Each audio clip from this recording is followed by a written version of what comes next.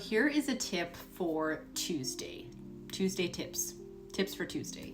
So one of the things that I noticed, I was out with my family this weekend, and normally I am the person that volunteers for everything. I think it's just automatic. Like, there was a point in my life where I wouldn't even think about it. If somebody asked for something, I was just like, boom, I'm here.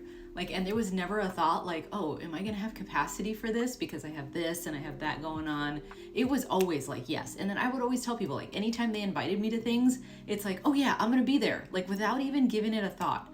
So what I'm doing now, and again, now that I'm working on myself, working on not people pleasing, working on being more in tune with my body and listening to if that does seem like something that I will be able to do and that I have the capacity to do and have the energy to do, then sure. But yeah, I have to sit. So I don't react right away. I think that's super key. So, like, for example, my siblings were in town this past weekend, and they needed to go to the airport. So normally, again, I would have just been like, bing, I'll do it. But then I had a really busy work day. So today was the day they needed to go to the airport. So instead of volunteering myself and causing myself some strife and some grief, because I have a lot going on today at work, working on a bunch of things, because of course after the holiday you come back and there's just a lot on your plate.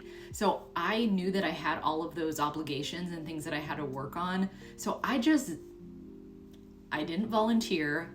I just kind of,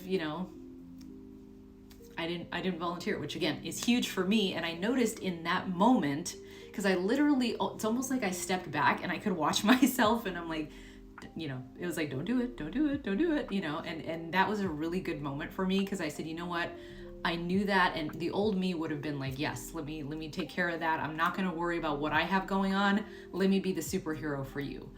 So again, healing is long, healing is arduous, and sometimes it's, and then in that situation, when this healing process first started, I would have felt guilty and a little bit of shame there.